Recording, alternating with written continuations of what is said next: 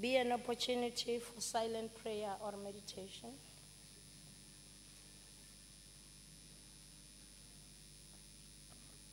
Please be seated.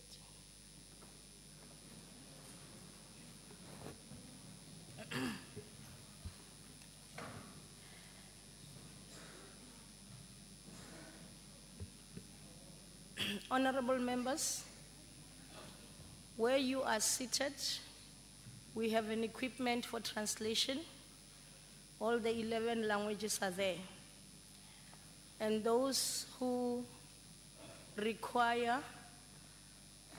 sign language, we also have the sign language interpreters here among ourselves. Just indicate if you need that assistance. And the podium for the speakers will be this one. You will come over from this side, that side, to the podium. It's the compromises we are making. Bear with us. Yes, this side, and come to the podium here. Because we don't have clocks in here, the table staff will assist me. I will inform you if you are left with 1 minute, and thereafter it will be the red card. So I plead for your cooperation. Thank you. The secretary will read the order. Debate on vote number 19, Social Development Appropriation Bill. I will now call on the Honorable the Minister of Social Development.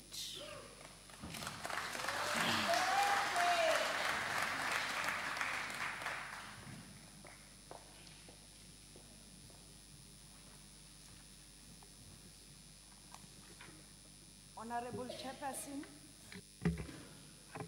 Deputy Minister of Social Development, Ms. Henrietta Bukhupane Zulu, Chairperson of the Portfolio Committee on Social Development, Mrs. Zoleka Kapa, Honorable Members of Parliament, MECs for Social Development, representatives of the disability sector, distinguished guests, ladies and gentlemen. It is with great honor that I rise before this august house to present Budget Vote 19 of the Department of Social Development for the financial year 2014-2015. I owe this opportunity to our people who supported our functioning democracy and gave the ANC a fresh mandate to move South Africa forward. 20 years ago, under the leadership of the first democratic president of the Republic of South Africa, Tata Nelson Mandela, South Africans from all walks of life took the first courageous steps on a journey towards a long walk to freedom. These steps were about a journey to bring an end to the legacy of apartheid and to build a united, non-racial, non-sexist, democratic, and prosperous South Africa. As our President has called all South Africans to clean South Africa on the 18th of July, we will join the rest of the world in celebrating the Nelson Mandela International Day. We have a good story to tell. Last year, I presented a budget vote of 117 billion rand. This year, our vote is 128 billion rand, and it increases to 148 billion rand by 2016-2017. This budget is constituted mainly by transfers to social grant beneficiaries, and it covers welfare services, comprehensive social security, integrated development program, National Development Agency, and South African social security system. The budget vote takes its cue from the President's State of the Nation address, the ANC's 2040 elections manifesto, the National Development Plan, Vision 2030, and the resolutions of the 53rd National Conference. President Jacob Zuma, in his State of the Nation address, committed this administration, I quote, to continue to advance and improve the lives of people with disabilities over the next 5 years, end quote. In line with this commitment, and to further consolidate the National Disability Agenda, we have declared 2014-2015 as the Year of People with Disabilities, under the theme, Protecting and Promoting the Human Rights of People with Disabilities towards full participation and inclusion. Guided by the slogan, Nothing About Us Without Us, we are convening a national dialogue with the disability sector over the next 2 days. The purpose of the dialogue is to engage with the disability sector with the intention to identify challenges and opportunities towards building a consensus on national priority areas for action going forward. Representatives of the disability sector are here with us today. The Deputy Minister will be elaborating on issues of disability. I have allocated the following responsibilities to the Deputy Minister: disability, HIV and AIDS, Central Drug Authority, and gender. The Deputy Minister will also be representing me in the SANAC and the Council on Gender-Based Violence. Honorable Chairperson, we have embarked on a radical socio-economic transformation. Our agenda remains the fight against triple challenges of unemployment, poverty, and inequality. We are determined to create opportunities for our people to prosper and realize their full potential. For the social development sector, this has called for the review of the 1997 White Paper on Social Welfare. The key issues that are emerging from this review include improving accessibility and quality of social development services, transformation and financing of welfare services, strengthening the workforce and funding of NGOs in the sector. These contribute to community-based social enterprises and employment creation in the country.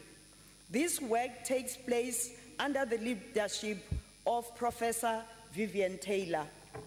Government has identified 14 outcomes towards the realization of Vision 2030. The department has been given the responsibility to lead outcome 13. This outcome is about creating an inclusive and responsive social protection system. As part of the MTEF deliverables, we have committed ourselves to increase the number of social service professionals, specifically social workers, social auxiliary workers, community development practitioners, and child and youth care workers. Our social work scholarship program continues to bring benefits to the sector. As we speak, over 5,200 students registered for the social work degree have been awarded scholarships. Under the social work program, 7,794 students have graduated with a social work degree. 2,921 of these graduates have not been employed. We are committed to ensure that all qualified graduates are employed as part of the priorities of this term of government. Later this year, we will convene a national social work indaba in order to align the development mandate of the profession to support government's radical socio-economic transformation. This will go a long way in reclaiming the profession's progressive position to respond better to the country's social welfare needs. Our ultimate goal is to ensure that we employ one social worker per ward throughout the country, starting with the 1,300 poorest wards prioritized by Cabinet. Over the MTSF, The ANC-led government committed to make early childhood development a public good.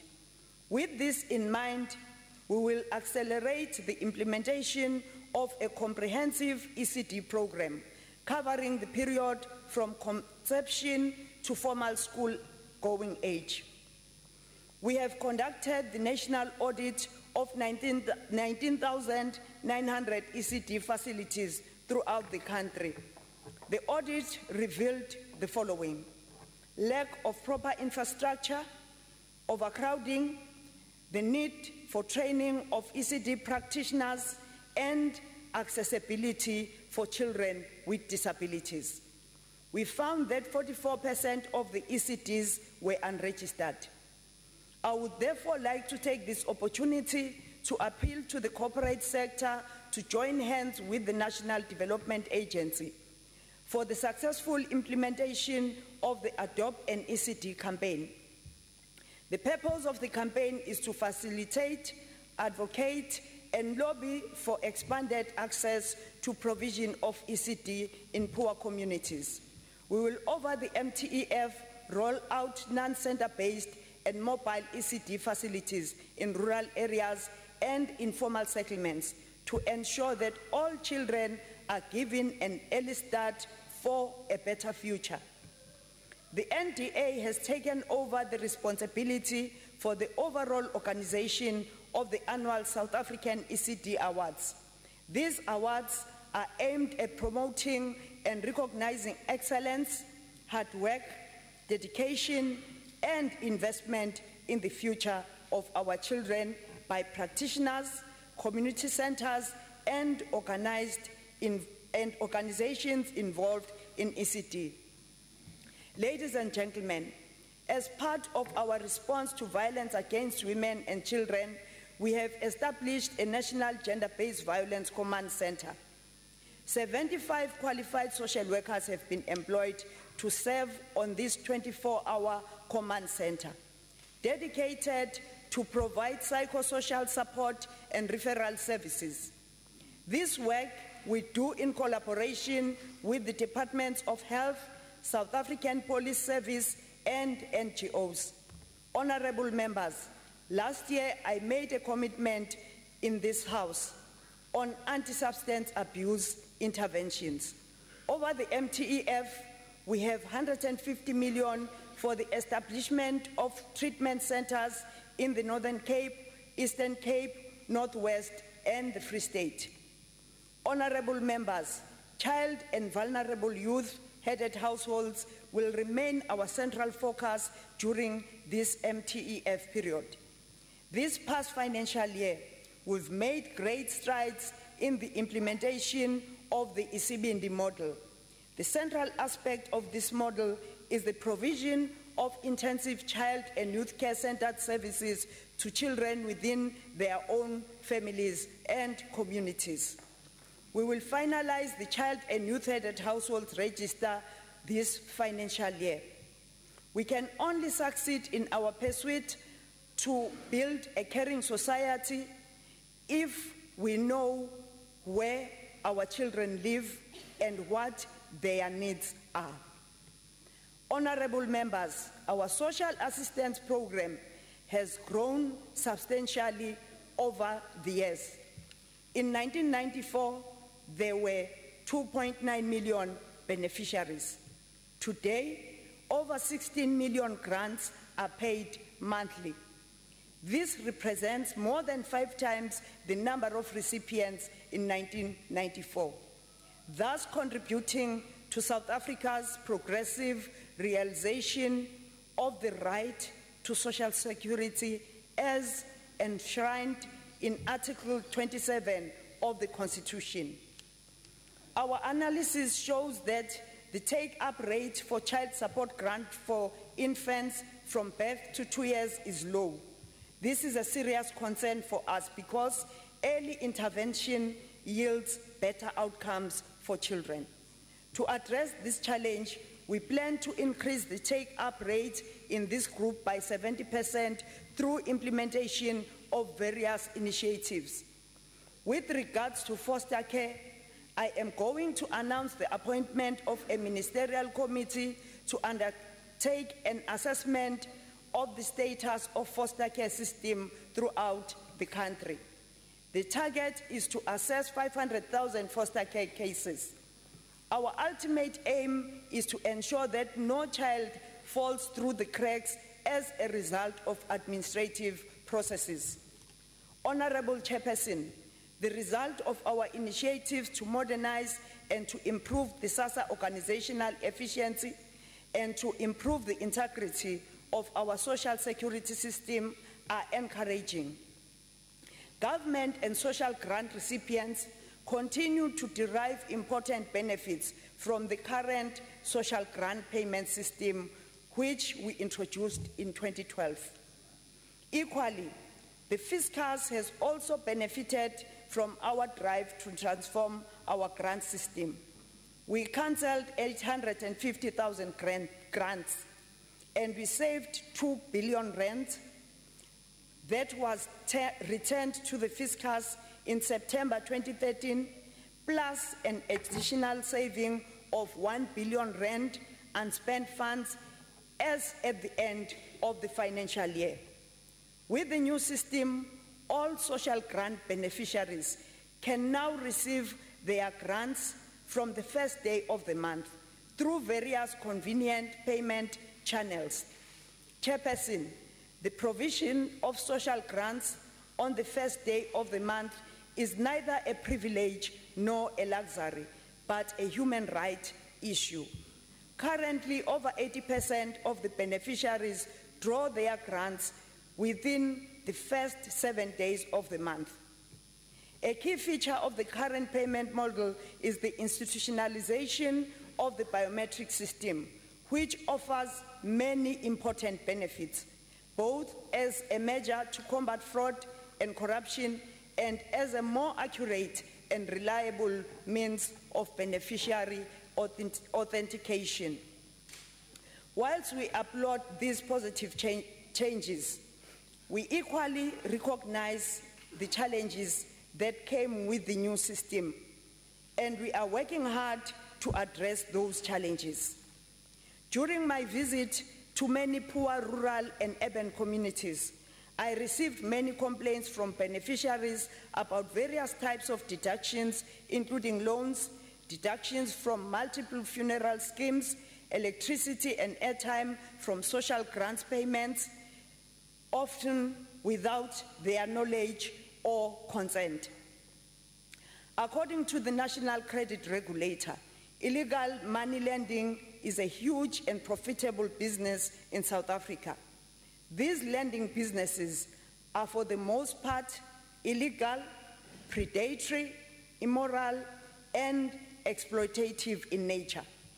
I have established a ministerial task team comprising of representatives from Black Sash, Social Development, and SASSA to investigate this matter and to make recommendations on a possible course of action within the current payment environment.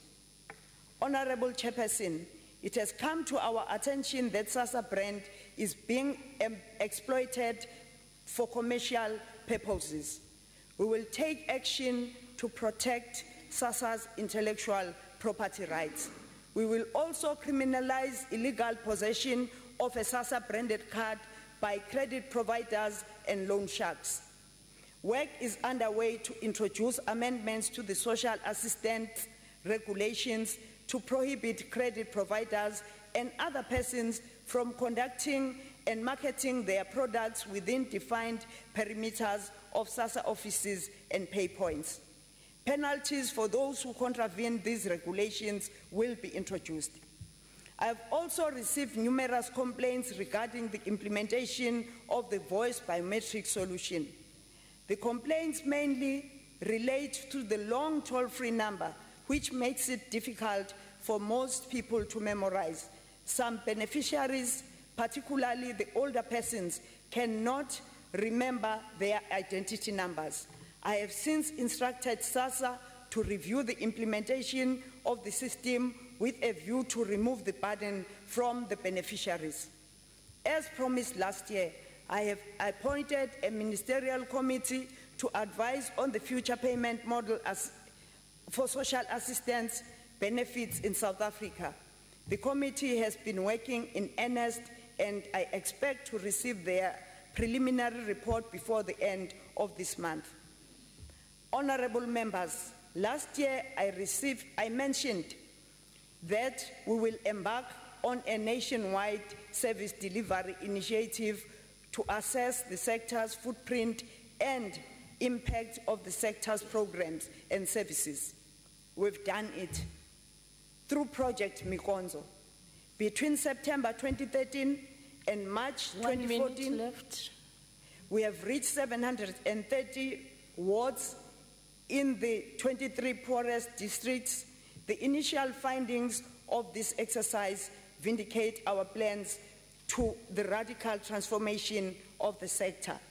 Through Project Mikonzo, we came face to face with the plight of thousands of seasonal farm workers who remain vulnerable to food insecurity and malnourished children. This led us to introduce a pilot program in Didorens to provide support to seasonal workers. The lessons learned and experience gained from Project Mikonzo will enable the social development sector to develop a service delivery improvement plan. We are working in collaboration with the University of KwaZulu-Natal in this program. In conclusion, I would like to express my special gratitude to my comrade and former colleague, Mama Bongi Marian Tuli, who served this portfolio with dedication in the last term of government. I also welcome my new colleague, Deputy Minister Henrietta Mukhupane Zulu. Finally, I want to express my gratitude to the Director General, Mr. Xotleko Phakade, CEO SASSA, Ms. Virginia Peterson, and the CEO of NDA, Dr. Vielo Nhlapo, special advisors, Mr. Shezi and Mr. Dango, and all members of the DSD Honorable family. Minister, your time has expired. I now invite you to support budget vote number 19. I thank you.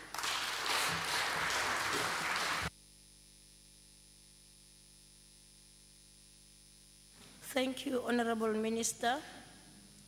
I will now call upon Honorable Kapa.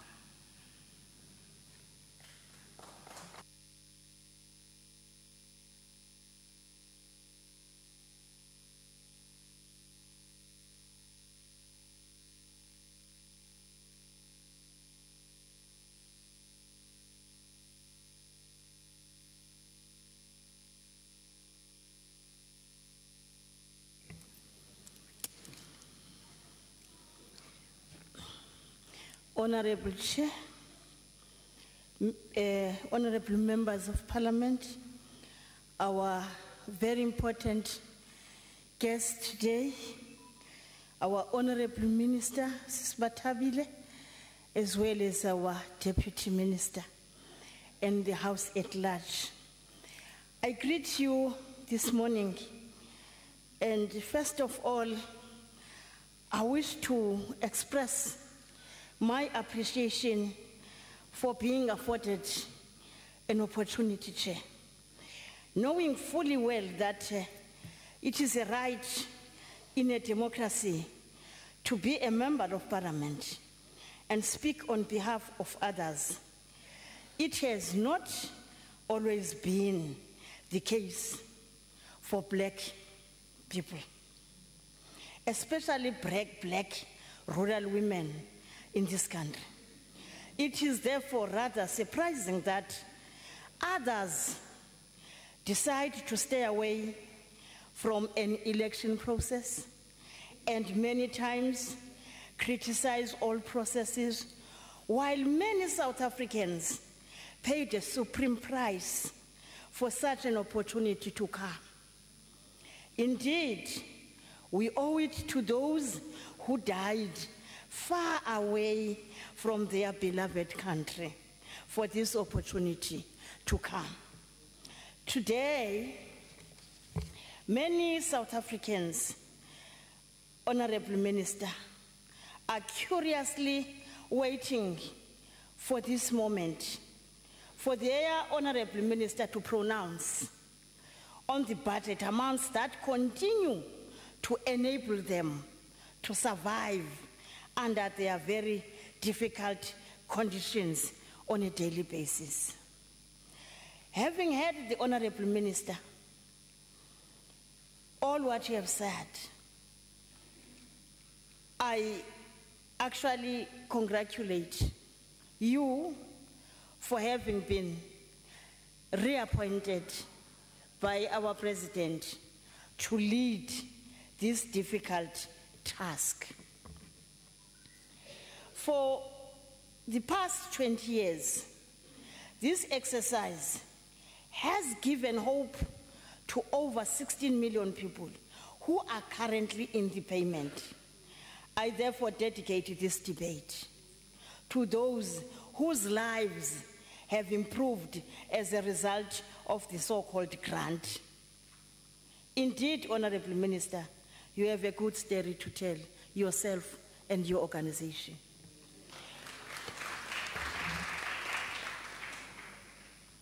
I congratulate Honorable Minister Dlamini for having spearheaded with great success and an impact the so much difficult political management program, because it is always faced with the pressing needs and the competing needs of the poor.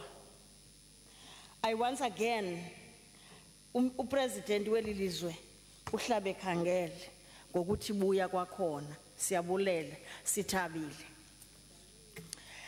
The history of poverty in the whole country can be traced as far back as 1652.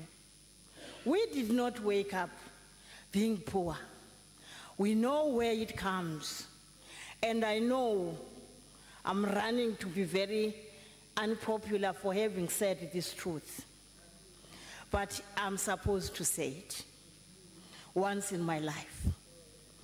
That when Jan van Riebeeck arrived in this country, I'm also made to understand by many writers that he was charged for corruption by the Dutch East India Company and was sentenced only to colonize the Cape. It is this reason why we have Marikana today. It is this reason why we're talking of poverty. It's a community, it's a population that was uprooted and actually disrupted, leading to the tragedy that we face today. And it's so nice to talk about it. Yet, none of us in this house is responsible for that disintegration, leading to men leaving their families far, and the family life is disturbed. To work far. Honorable Minister, Honorable Chair, how I wish when the matters of the Platinum Belt are being resolved, there must be an opportunity for allowance to travel one day and be with your family, rather than reinforcing the migration labor system by ensuring that you are kept 6 months or so many months, and if you travel, it will take you 3 days, because flying these days is only for those who are paid for by government. If you look at the statistics of who uses the Airbus when coming to this area. To date, I can say the process of dispossession and of that led to many evils that I've mentioned, the migration labor system and even forced removals. Those who were supposed to be enjoying their livelihood next to the seashores that they were born near are now scattered all over the country. To date, the majority of the people of the country is said to be lacking scarce skills. It is simply because the current economically active population age group is mainly that of survivors of the forced Bantu education system, which was prescribed by the Education Act of 1953. This is by no mistake that we are today. This is just one of the numerous evils of the oppression, such as separate development, the Native Land Act of 1913, and many. All these led to the state of affairs that one has inherited in 1994. That is poverty, inequality, unemployment, hunger, and starvation. I am convinced that no other intervention would enable so many South Africans to survive up until the service delivery plans, Honorable Minister, and their implementation is actually implemented from A to Z. Then there will be peace and stability in your country, my sister. I also thank the idea, the vision, the notion of the comprehensive social security model that is now a revised vision for the department. The ANC has always been seized with the liberation for all South Africans, and I repeat, all South Africans from bondage of poverty. That is why the ANC conducted a door-to-door as far back as 1955 and found a plethora of challenges facing most of the South Africans, and such challenges culminated to the noble Freedom Charter that we all say it is good to have it in this country.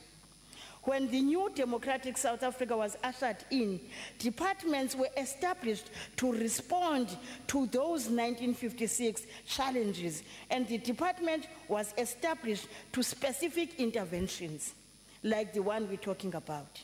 The budget vote today, which I call upon all of us to strongly support it, and even call for more, if possible, fully responds to those challenges of poverty, hunger, starvation, inequity, and unemployment. The ANC has flagged the emancipation of women as an integral part of the struggle, and has not failed to note that in our situation, women are the most affected by all the evils I've mentioned, irrespective of color, creed, or race, or even political affiliation. The fact is, the women suffer most and carry the most burden in this country.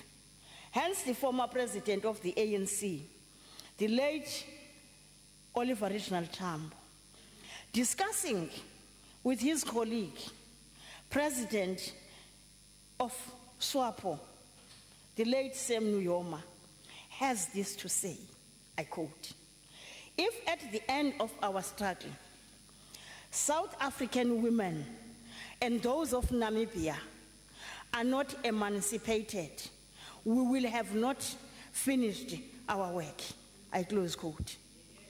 The revision of the department, which is supported by the Portfolio Committee, resonates largely with those commitments by those struggle icons. It's also in line with the debate before us. Early childhood education, which is a lifetime investment on comprehensive social security, food security, food for all, and zero hunger. If we are hungry at some stage, all of us here, we've got choices to make. I want to eat a burger. I want to eat that. But others are not fortunate enough even to make a choice, but to eat whatever is going to relieve the hunger pain at a given stage. During the election campaign, the ANC engaged with all South Africans with the aim of understanding their needs as well as those challenges which have been addressed, and as well as those challenges which are actually outstanding. Lessons learned include the fact that South Africans in cities, they also had their share, despite the fact that there are still a plethora of needs to address in those communities in cities. Indeed, they engaged with those communities who once upon a time they used to rent from Abo Madam back of a backyard, but also they have now seen an opportunity to freely settle where they want. Yes, it irritates when you think about the backlog it creates, about the protest, about but at some stage, there was a reason why they left those rentals and got, because they were free to come to the city. It's their own today. So those peri-urban people are really sometimes not too rural, nor too urban, and might then not really get a focus. And I'm sure the minister has experienced that during her visits also. There are those who live in the back of beyond, like myself. They have the same story to tell, the good story. It might be irritating, this good story, but others get bored simply because indeed, they never traveled the route or the journey that most of us have gone through. I come from the very same areas where indeed I was born behind the door, and therefore I always think for a more peaceful, democratic South Africa, please support this particular portfolio budget vote for all of us to benefit. Ngiyabonga. Siyabonga, Honorable Kappa. We now call on Honorable SP Kopani.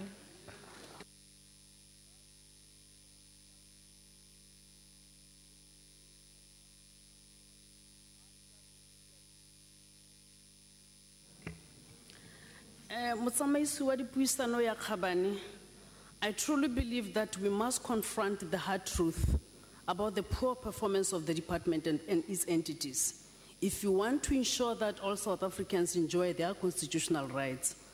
Honorable Chairperson, the same issues that are appearing on the strategic plan of the department, the same with the annual report, were discussed and the resources were appropriated for them to be implemented 5 years ago when I was a member of this committee.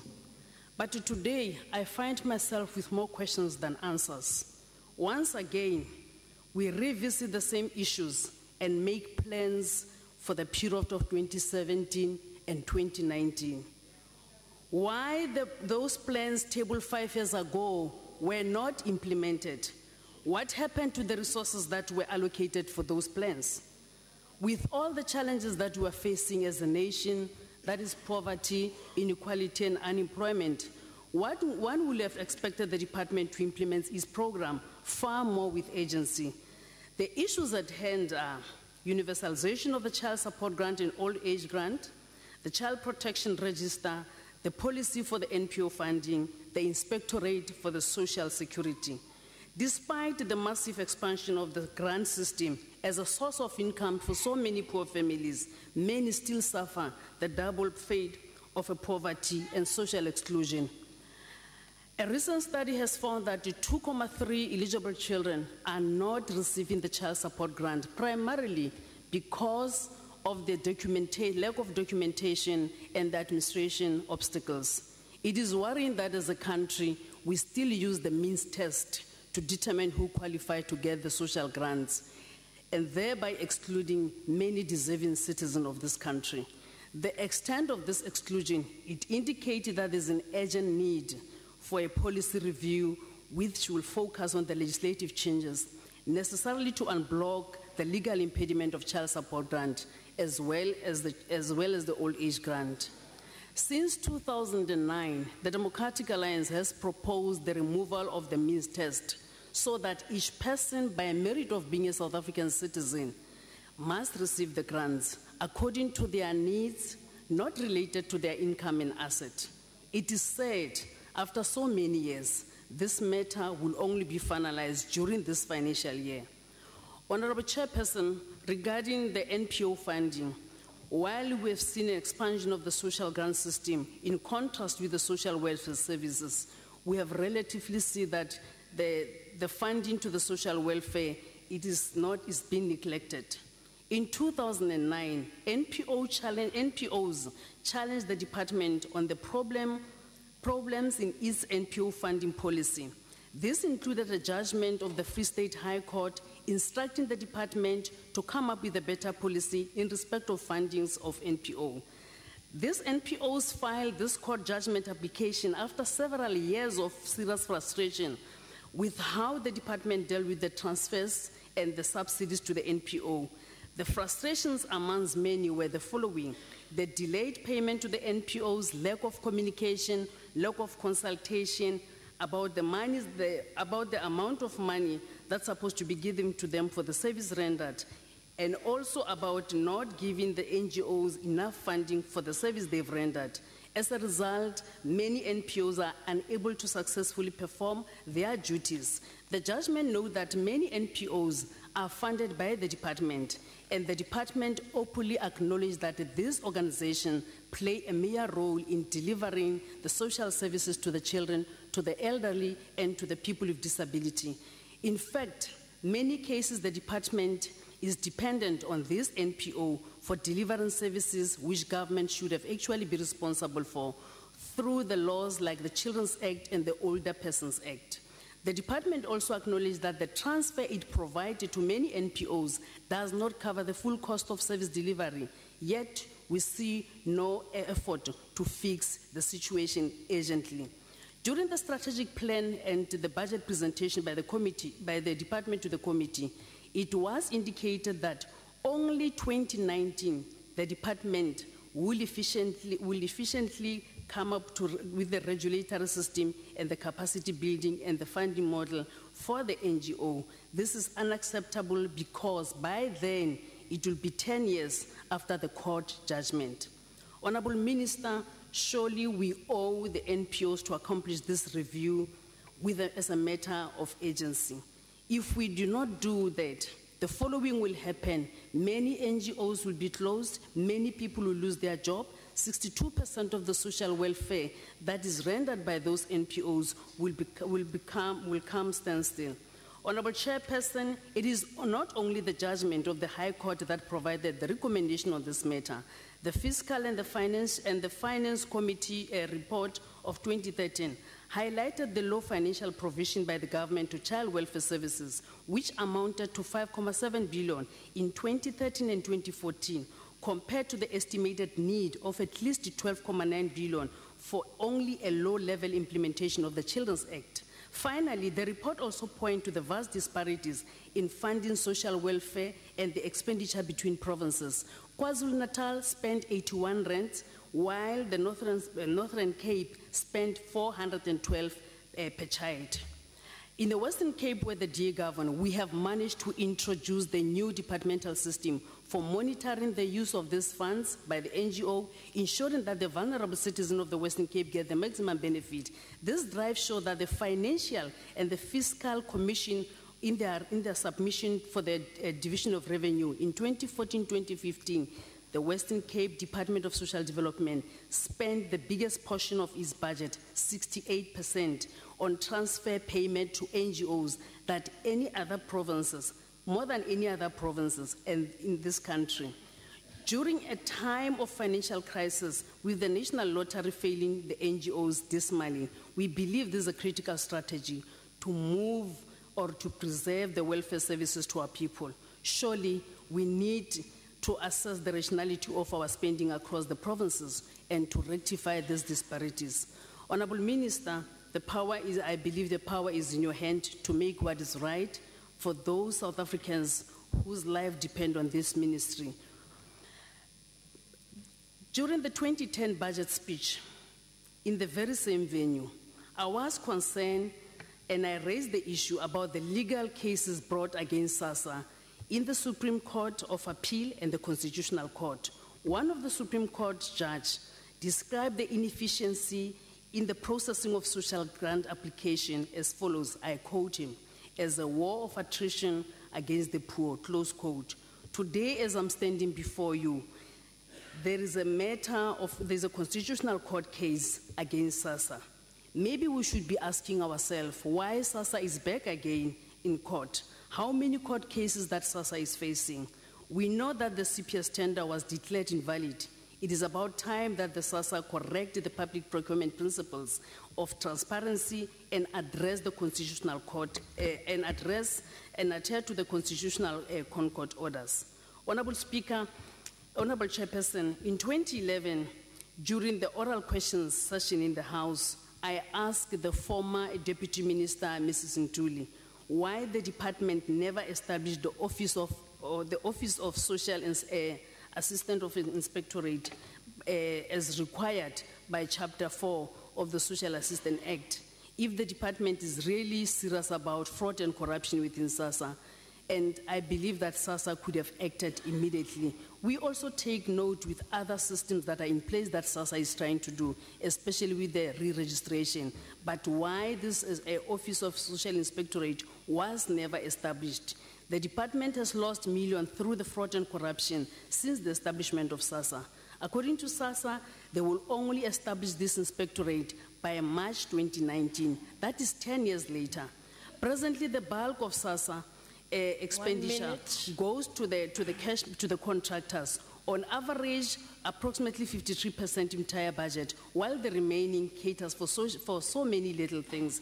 Minister, I asked that in 2009, Honorable Minister, I asked you the same question and I'm going to ask you again. Does really department need SASSA to administer the grant on our behalf? Because SASSA have subcontracted out this very job that they're supposed to be doing to other contractors who are taking a huge chunk of the budget. Is SASSA an asset or liability to the department? It is clear that majority of SASSA budget doesn't benefit the poor or the vulnerable of our country.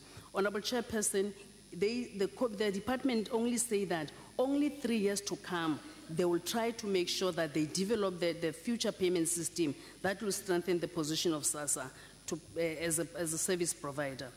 Honorable Minister, on conclusion, I want to leave this House by saying that one of the Albert Einstein, he said, insanity is doing the same thing over and over again, but expecting the different result. But anything that we have criticized is because we care. We are part of South Africa. Your time thank has you. expired.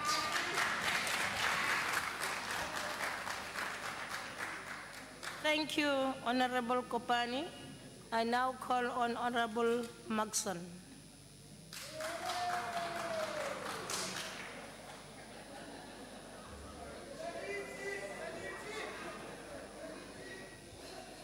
Thank you, Chairperson. Uzoltoliti Baba. Thank you, Chairperson. The EFF will not support this budget based on the following observation. We welcome the department's efforts to provide social grants to our people. We say it gives people's grants, not peanuts, Minister. But what are people supposed to do with 310 rand? For instance, 20 nappies cost 85 rand, which does not even last a week. A 1.2 kg formula of milk cost 233 rand 90 cents. Honorable members. Continue. Thank you, Chairperson. We propose that as the EFF, that all social grants be increased by 100%. Furthermore, as we understand the importance of social grants as a way to alleviate poverty, the ANC must not use social services as a campaigning tool.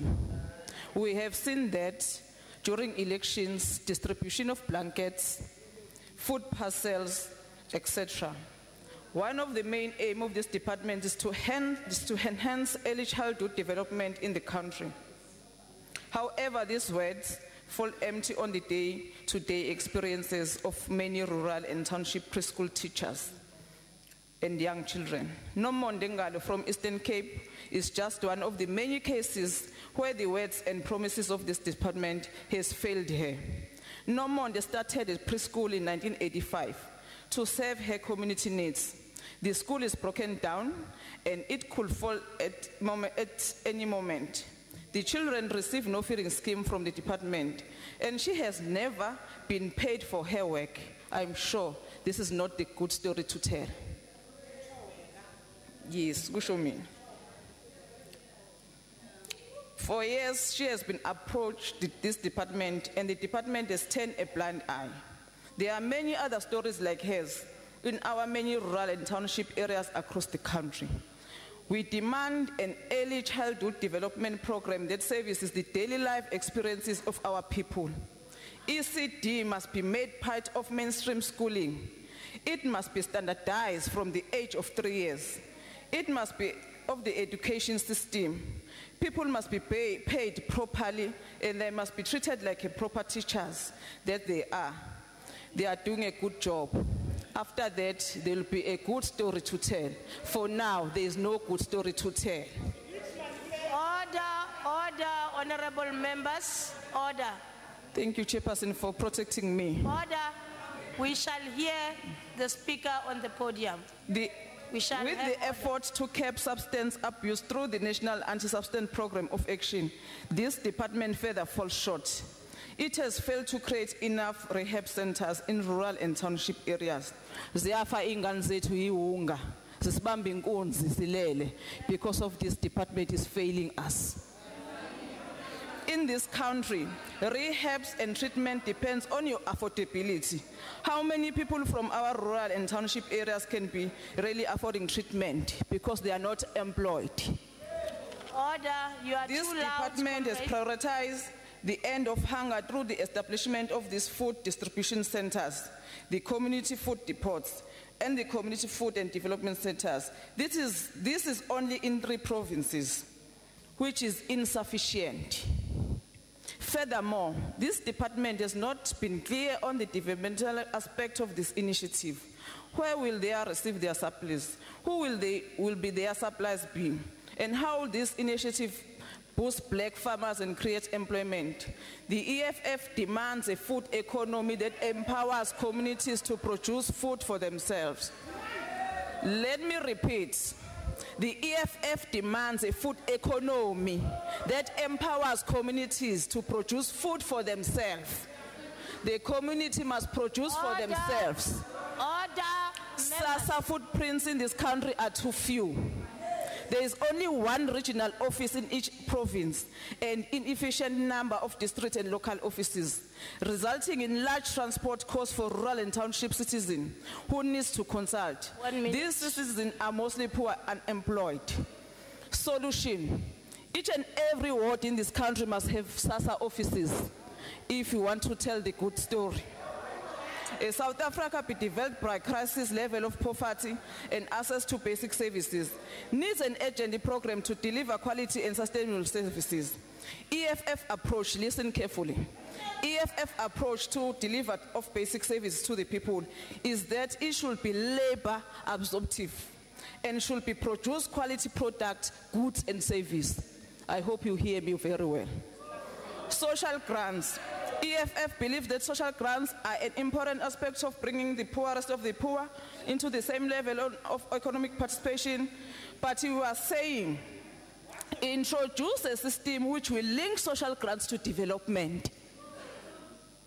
We are further saying education and training opportunities for women who receive justice. Honorable member, your time has expired. Thank you. I will continue workshopping you, ANC.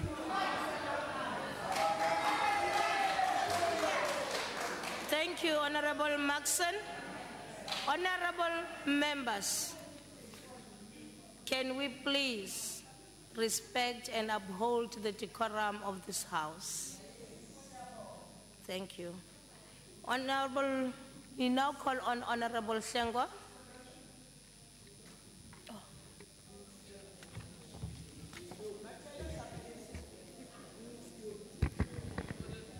Honorable Chairperson, I rise on behalf of my colleague, the Honorable Lizo van der Merwe, who is currently speaking in the debate on women and people with disabilities and is unable to be here. The IFP regards social development as a key government department, for we prize the well-being of the most vulnerable in our society. We understand the value of a social grant and the meaningful difference it can make in the lives of the poorest of the poor. But we in the IFP also have one of our cornerstone philosophies, that of self-help and self-reliance. Our people should not remain on social grants alone.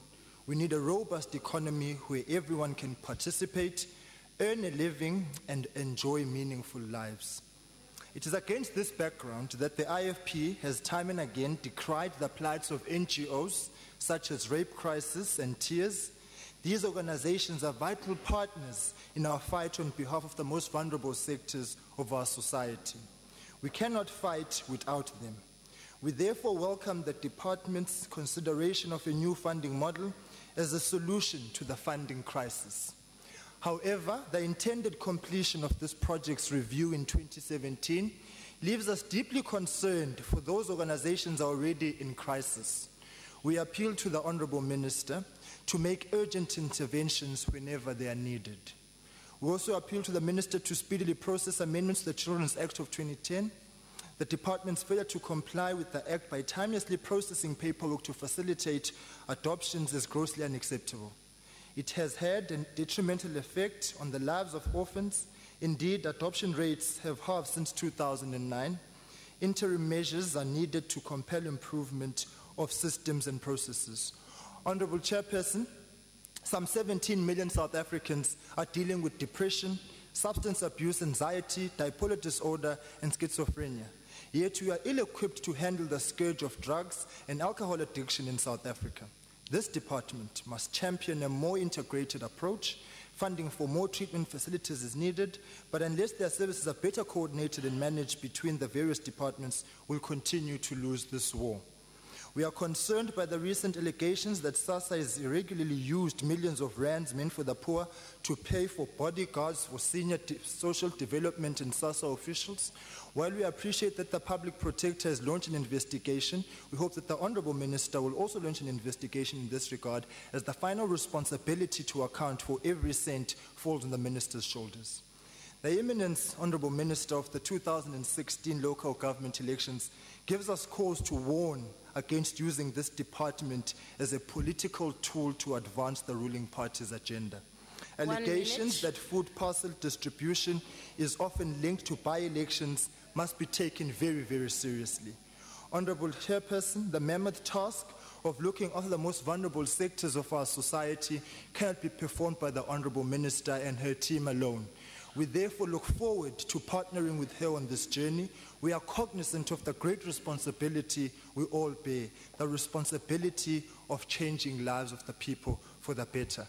Mhlonishwa Ngqongqoshe, njengoba izigige bezizwakala naphambi kokhetho zama-food parcels, azizwakale noma ukhetho sedlulile.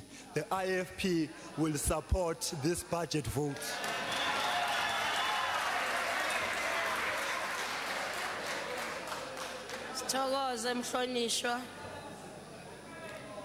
We now call on the Honorable, the Deputy Minister of Social Development.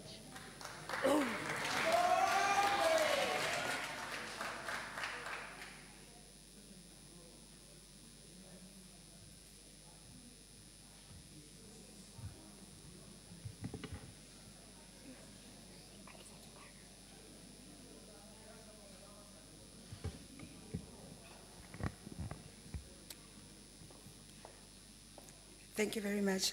House Chair, Honorable Minister Batabile Dlamini, Honorable Chairperson, Honorable Members, distinguished guests, ladies and gentlemen.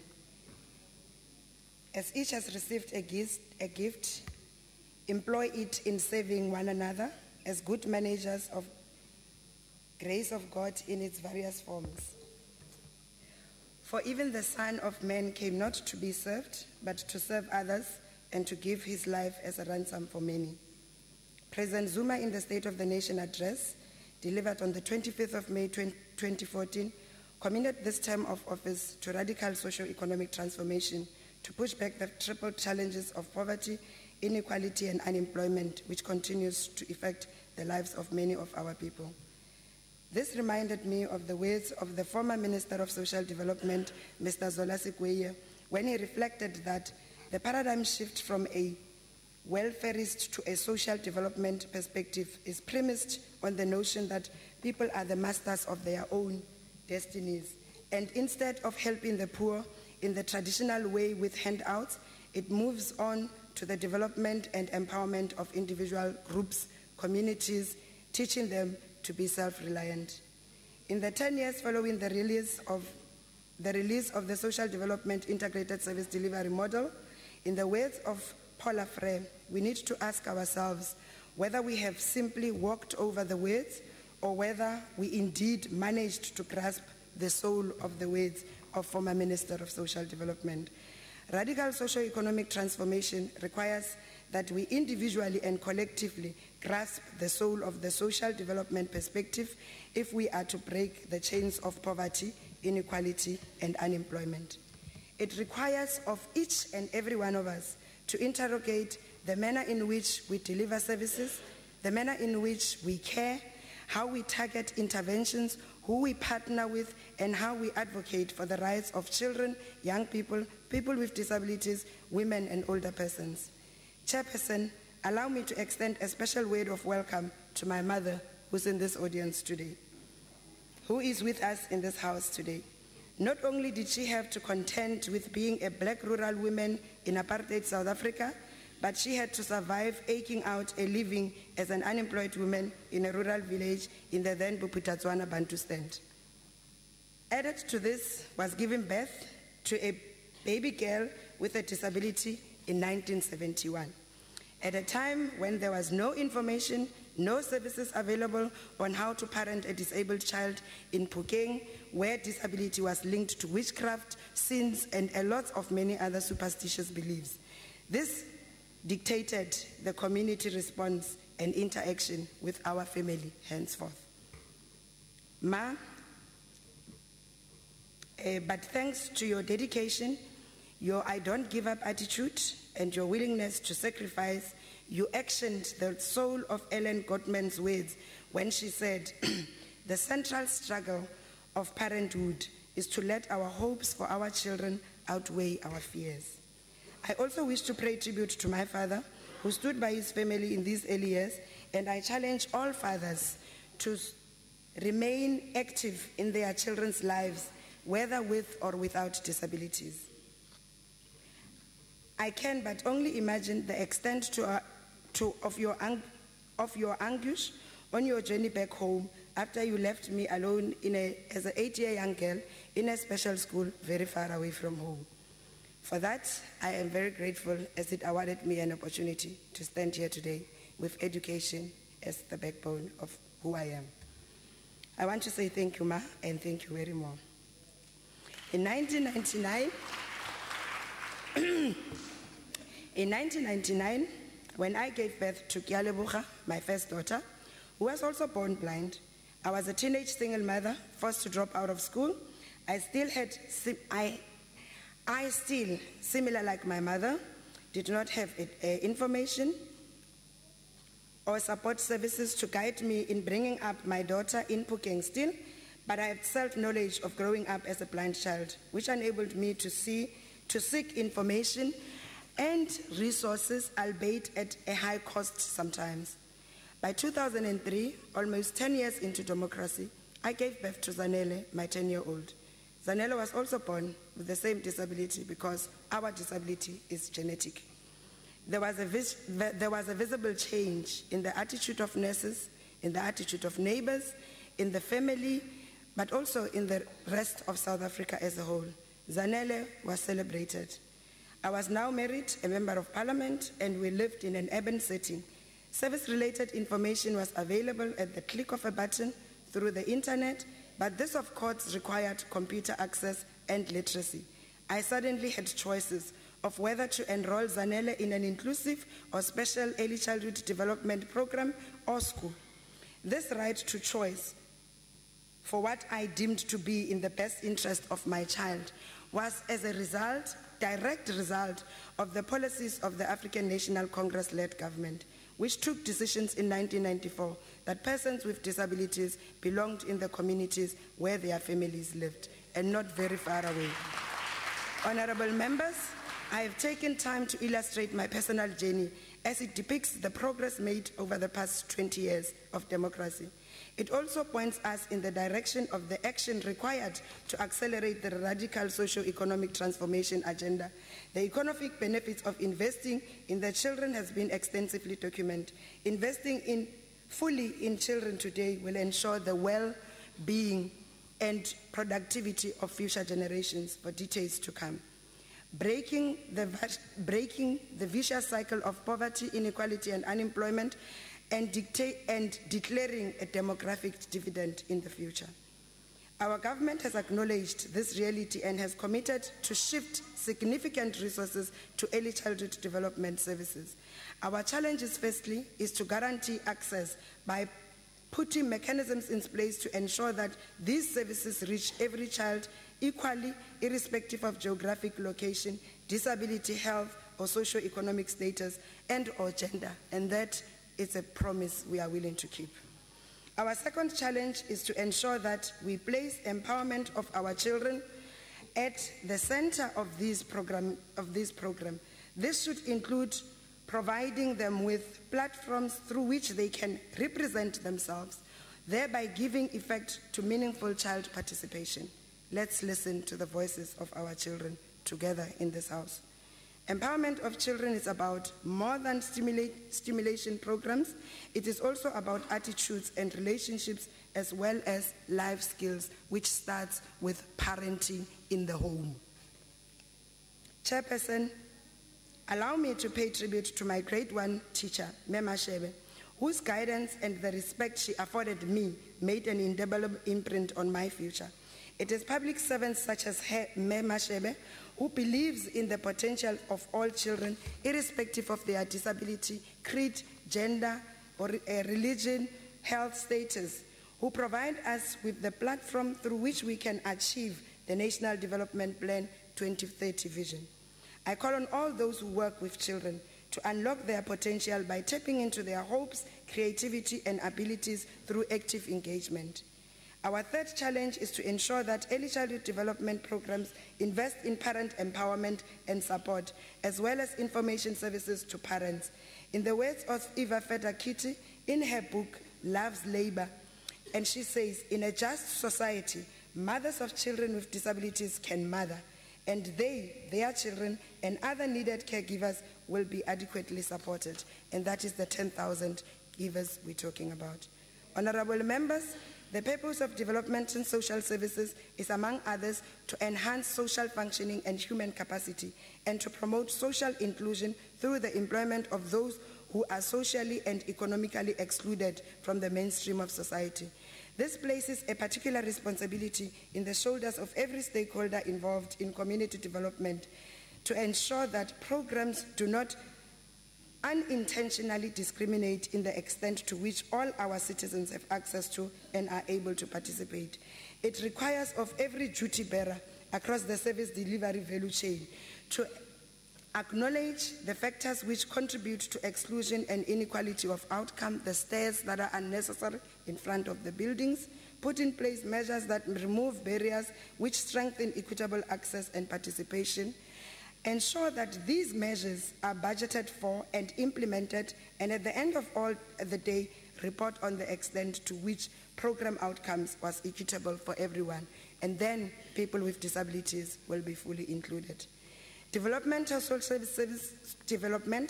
services also requires that we put our individual egos aside and that we compromise for the attainment of our 2030 vision, for reducing inequality, alleviating poverty, creating jobs, and fighting unemployment. It requires that we work together as units as departments, as spheres of government, social partners, disability organizations, parents organizations, young persons, women and men, persons living with HIV and AIDS, communities, the LGBTI community, and in this House collectively as leaders. Chairperson, allow me to thank the corporate sector partners who have over the years never failed to heed the call to contribute to the socio-economic development agenda. These are partnerships we value as they focus on empowering communities, not polishing the egos and pockets of individuals. On behalf of those communities that all these partners have assisted, we want to say, Bolebua, thank you very much, Rea leboga, le kamoso.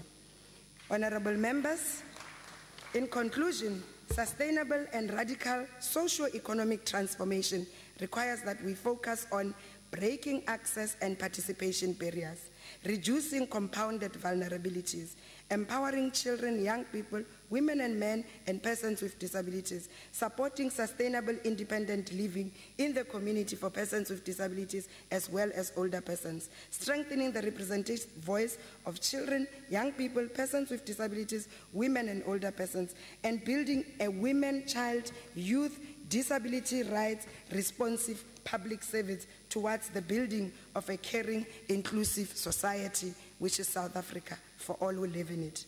Our Constitution, together with the international human rights treaties ratified by South Africa, provide the guiding words, but it is now up to us to individually and collectively ensure that we do not walk over the words contained in these instruments, but that we give effect to the soul of them. In the words of the late Rolihlahla Nelson Mandela, the former president, he always said, "It always seems impossible until it is done." Allow me to thank Chairperson, my husband, and my children for their unwavering support. Allow me to thank my family that creates and gives me the support and the space to enable me to serve. The Minister for her leadership in steering this ship forward and the very warm welcome we've received. The team in my office led by Machuto Mutumi, the Director General Ntate Qoqeko and the team, the NDA and the SASA team led by the respective CEOs, as well as the rest of the government and the social development family. Working together, we are committed to moving South Africa forward, to building a fully inclusive society free from unfair discrimination, inequality, abuse, and exploitation.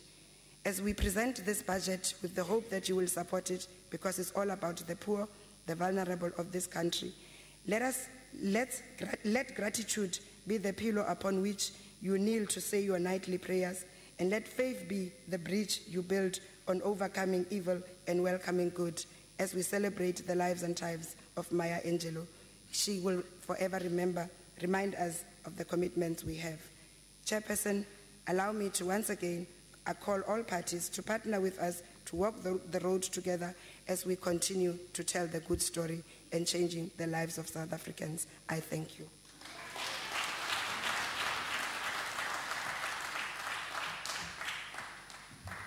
Thank you, Deputy Minister. Honorable members, I just need to remind the House that you are not allowed to record the proceedings of the House, neither to take pictures. I hope that will be obeyed. I now call Honorable S.P. Tsoleli.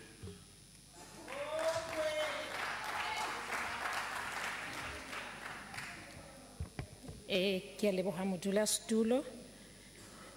E re ke ise tlhompho go ditho tsa lekgotla la ketsamolao la Afrika Borwa, ke ise tlhompho go letona gong le motlatsa letona, ke ise tlhompho go baeteledipele ba mafapha, ke ise tlhompho go setšhaba ka kakaretso.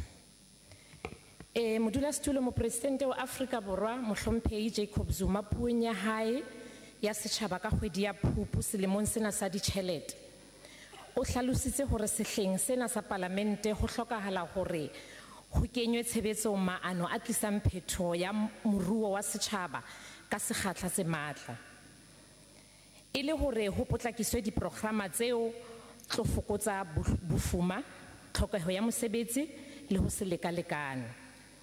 Jwale lefapha la ntshetsopele ya setjhaba le sehlohlolong sa ho tlisa diphetho tsena ho baahi ba Afrika Borwa ka kakaretso. Modulasetulo lefapha le fuwe maikarabelo a ho ntshetsa pele ditlamorao tsa 13 tsa lenaneo la ntshetsopele ya setjhaba, which is National Development Plan, yeo e itshetlehileng ho mokgwatshebetso wa tshireletso o akaretsang o bileng o arabela. Modulasetulo, ha re sheba mananeo a lefapha eo e batlang ho a kenya tshebetsong sehleng sena sa ditjhelete ho lwantshana le bofuma, tlhokeho ya mosebetsi le tekatekano, ho ya bontsha hore e le ka nnete diphihlello tse tekilweng ho tokomane ya seswantsho sa molao wa mokgatlo wa African National Congress ho tswa sebokeng sa Mangaung ka selemo sa 2012 moo ho buang ka hlabollo ya thekolohelo, social transformation, seratswaneng se itshetlehileng ho tlhahiso ya tokomane ya lewa la thuso e batsi tshireletsong ya setjhaba. Modulasetulo, molaotheo wa Afrika Borwa kgaolo ya bobedi artikeleng ya 27 le 28 di fana ka tshebetso tsa thekolohelo bakeng sa maqheku, bana ba sa itekanelang, hong le batho ba baholo, bana, balwanedi ba ntwa, dikgutsane hammoho le malapa a phelang tlasa bofuma. Ditshebeletso tsena pele ho 1994 di ne di fuwa baahi ho ya ka mmala. Dilemong tse 20 a fetileng, mmuso wa setjhaba ka setjhaba o fetotse maemo ana. O fokoditse bofuma, wa leka ho tlisa tekatekano ho baahi le ho etsa bonnete ba hore dimilione tse 60 ba kgola molemo programong ena. Re amohela leano la lefapha leo e batlang ho le kenya tshebetsong, leo ba le bitsang hore ke retirement review strategy. Modulasetulo, dipentjhele tsena di thusa ho fedisa tlala, bofuma le ho beha tafoleng tjhelete bakeng sa batho ba fumanehileng. Tokomaneng ya rona ya sehloho e leng NDP e bontshitse hore batho bohle ba kojwana di mahetleng, mmuso o tla etsa bonnete hore maphelo a bona a tla nkelwa sehlohong. Ba tla hlokomelwa, ba fumane tshireletso jwalo ka bahai ba bang le ba bang ka hara naha. Re a dumela re le mokgatlo wa African National Congress hore ho sana le diphephetso tse lefapha e tlamehang ho di lokisa haholo ho dibaka tseo ho amohelwang dipentjhele tsena. Phephetso e nngwe ke phephetso eo letona a sentse a ihlalositse hore dibakeng tsena ho na le batho ba hlekefetsang batho bana ba habo rona ba fumanang ditshebetso tsena.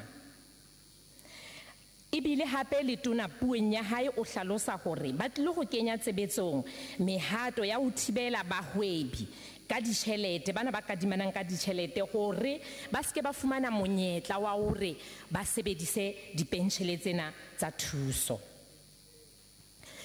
Re theoletse lefapha ka poloko eo e entseng ya dibilione ha ene e kena letsholong la ho ngodisa hape di-beneficiary tsena tsa rona.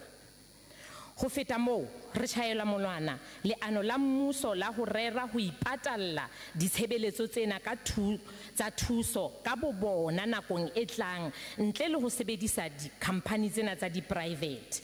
Hobane re na le tshepo ya hore ha mmuso o ipatalla ditjhelete tsena ka bobona, batho basebeletsi ba tla kgona hore ba fumane mesebetsi e tsepameng. Modulasetulo, mmuso o beha taba ya phaello ya dijo go setjhaba sehlohlolong sena sa sehla sa palamente. Dipalopalo di bontsha hore go na le theoho ho tlhahiso ya dijo ka hara naha. Sena se na le ditlamorao tse mpe maphelong a setjhaba, haholoholo hobane batho ba bangata ba phela tlasa maemo a tlala, ebile hona ho etsa hore ba seke ba fumana dijo tse hahammele. Sena se na le ditlamorao tse bosula haholo ho batho ba bangata. Ba bangata ba rona ba tshwarwa ke mafu hobane ba fumana dijo tse sa hae mmele. Ha re sheba ditekanyetso tsa lefapha le hlalositse hore ba tlo kenya tshebetsong diprograma tse itshetleileng ho tlisa maemo a betere ho tsena tsa dijo. Re ka qolla programa ya Zero Hunger Strategy ke ye nngwe ya diprograma tseo tse theilweng ho fokotsa tlala ka hara naha ya rona.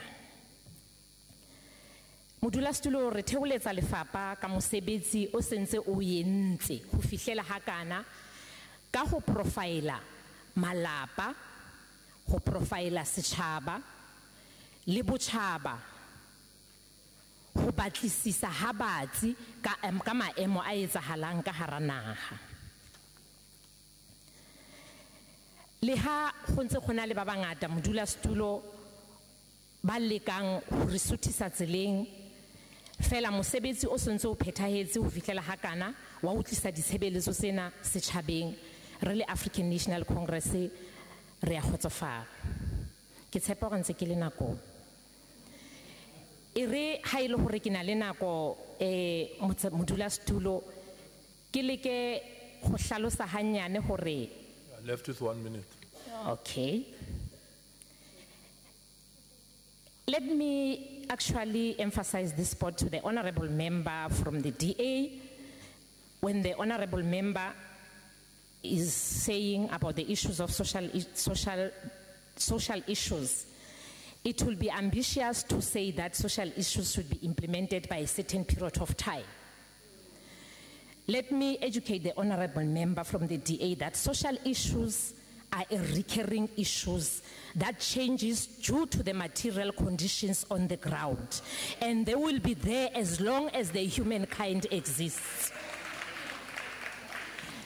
The honorable member from the EFF, what a contradiction. 1 minute you demand, 1 minute you're saying let's implement. Ha ke qetela re le ditho tsa African National Congress committee ya ntshetsopele re ikgotsofaditse ka ditekanyetso tsena tsa lefapha hore di khokahane le ditokomane tsa mokgatlo le ditokomane tsa mmuso le ditokomane tsohle tse tlotlisa bofuma re le African National Congress re tshwaela ditekanyetso tsena monwana ntle le qeaqeo ya kgaola yaya.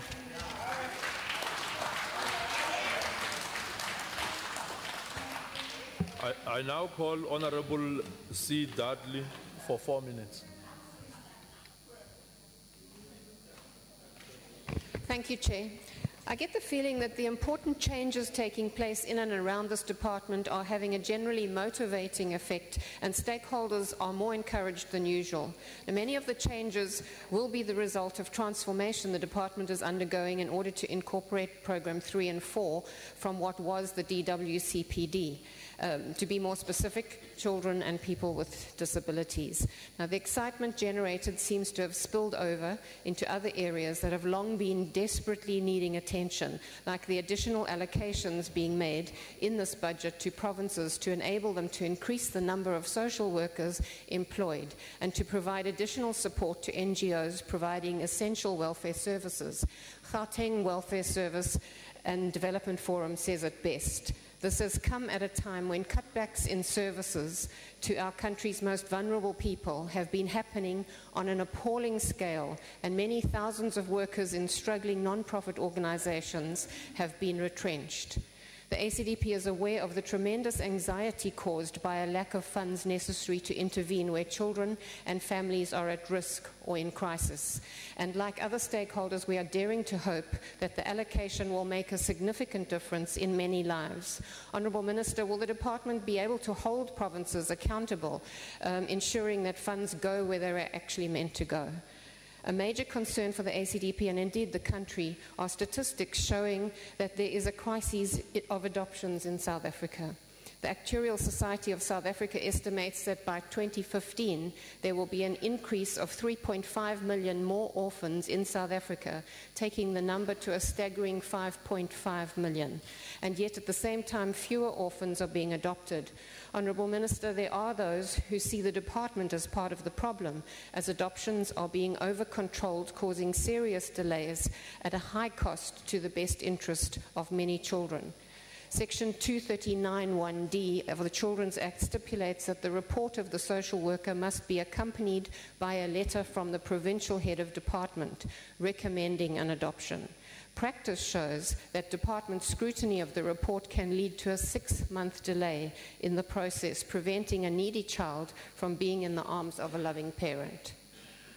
Honourable Minister, what can and is the department doing to rectify this situation and ensure delays and processes do not cause suitable parents to be disqualified or dissuaded? Will the Minister consider amending Section 239 of the Act to eliminate the unnecessary blockages hindering and discouraging adoptions?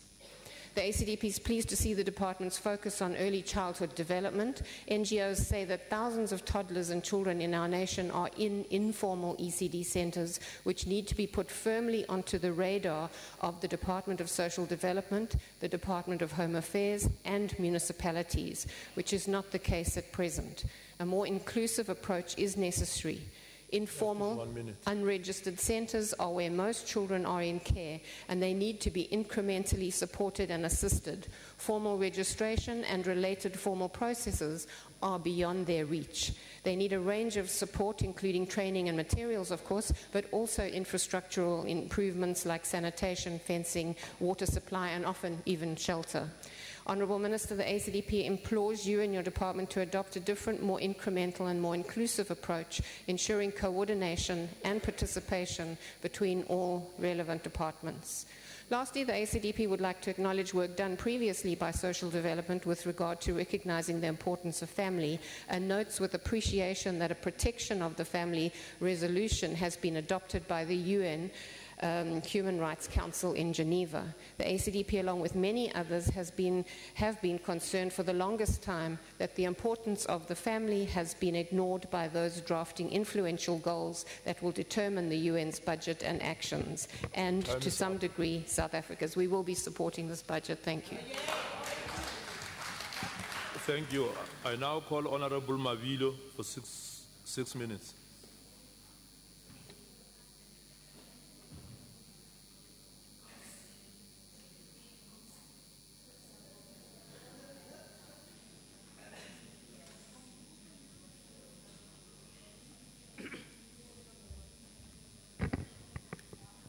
Honorable Chairperson, Honorable Minister, Honorable Deputy Minister, Honorable Members of the House, distinguished guests, good morning. The ANC government's posture on ECD is a developmental approach emphasizing the need for universal access and strengthening the capacity of the state to deliver quality, affordable, and sustainable ECD service. Honorable Chairperson, there's no doubt that early childhood development plays an important role in developing the basic cognitive skills for future successful learning of the child. Research proved that children who have undergone ECD stand a better chance to progress in later years. Therefore, ECD remains the basic foundation for learning.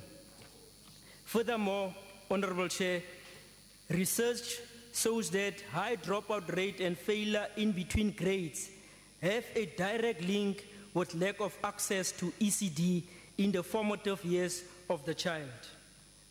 The National Development Plan Vision 2030 prioritizes ECD and clearly identify areas to be focused on. What is to be done to take the ECD sector forward? Firstly, it requires government to address the coordination weaknesses and institutional framework for ECD, clarify roles and responsibilities between national, provincial, and local government, as well as the NGO and the private sector. Secondly, we need to encourage innovation in the way early childhood development services are delivered, how to expand home, community, and center-based programs. Thirdly, improve state funding for early childhood development. Funding the programs and services at the appropriate level is key. In addition, adherence to the norms and standards for ECD will facilitate provision of quality service to children. Finally, invest in training ECD development practitioners, upgrading their qualifications and career paths. One training package will not cater to the range of needs of children. Therefore, we need a tiered up or a step training system which caters for the needs of ECD workers with little or no basic education to a mid-level training through to tertiary level training. Honorable Chair, 3 initiatives pertaining to ECD took place in 2011-2012, namely the review of the National Integrated Plan for ECD, secondly, the ECD Diagnostic Review, and the ECD Conference. The aim of the set processes was to review ECD service provisioning, coordination, and the implementation for children in the birth to the 4 years of age cohort in South Africa. The ECD program was identified as one of the apex priorities that were indicated by the government as areas that need special strategies and additional funding. The South African Integrated Program of Action for ECD, moving ahead 2013 to 2018, is addressing some of these challenges through the proposed 10-point agenda for ECD in South Africa, which were identified as follows. 1, develop a new ECD policy framework that will provide a legal basis for the state to fully support. 2, define service packages for various age groups. 3, establish an effective service delivery model that is based on state support for strong cadre of community workers from health, social development, and the NGO community. 4, the service delivery model should adopt a range of mechanisms for reaching young children, including but not limited to home-based, community-based, center-based mechanism. 5, establishment of a central agency or mechanism to provide leadership and to ensure adequate regulation, capacity development, funding, and coordination. 6, establish funding norms and standards to differentiated services and models. 7, develop and implement an integrated infrastructure policy strategy. 8, develop and implement an advocacy, communication, and social mobilization strategy. In conclusion, thousands of our children who were previously excluded from ECD now have access to ECD. The ANC supports the budget vote. Thank you, Chair. Thank you very much. I now call upon Honorable de Kock.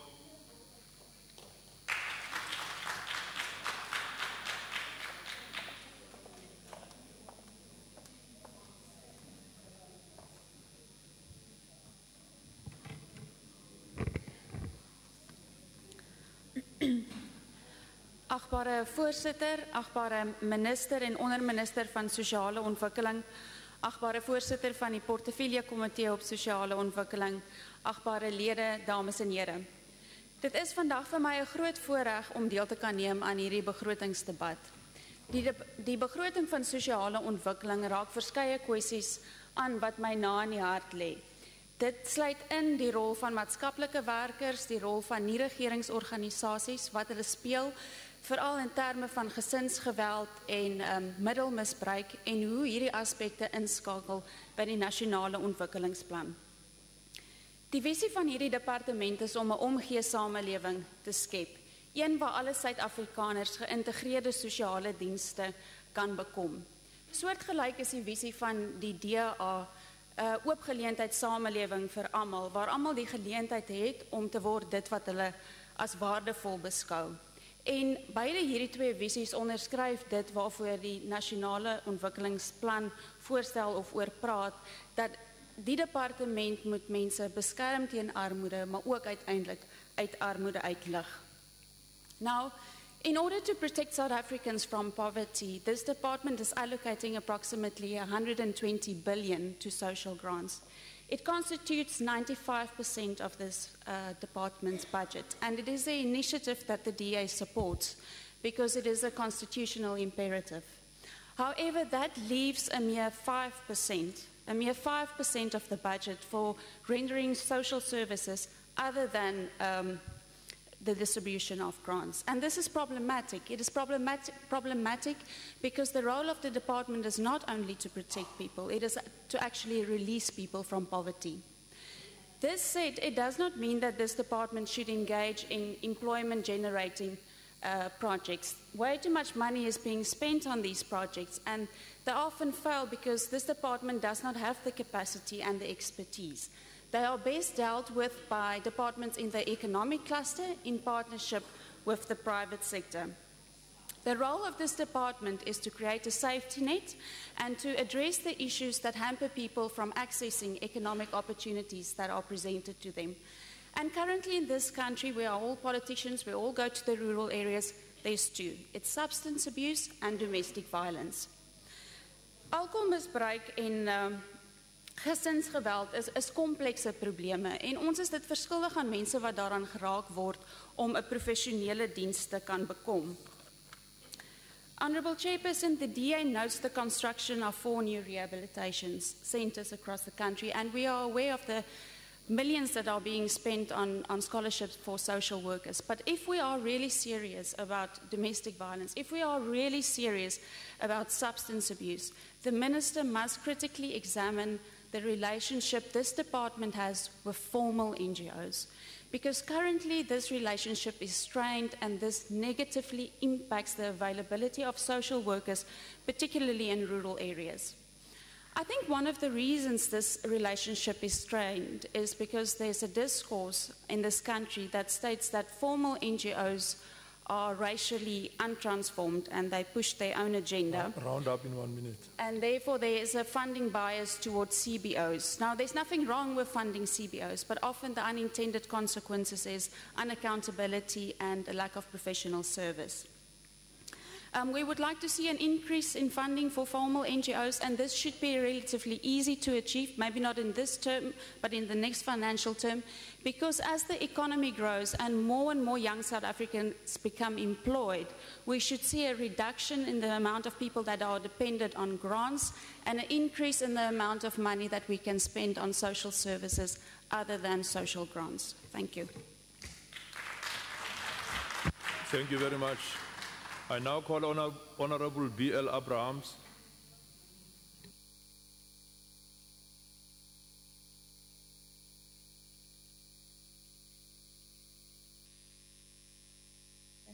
Thank you, Honourable Chairperson, Honourable Minister, Honourable Deputy Ministers, Honourable Members and members in the gallery.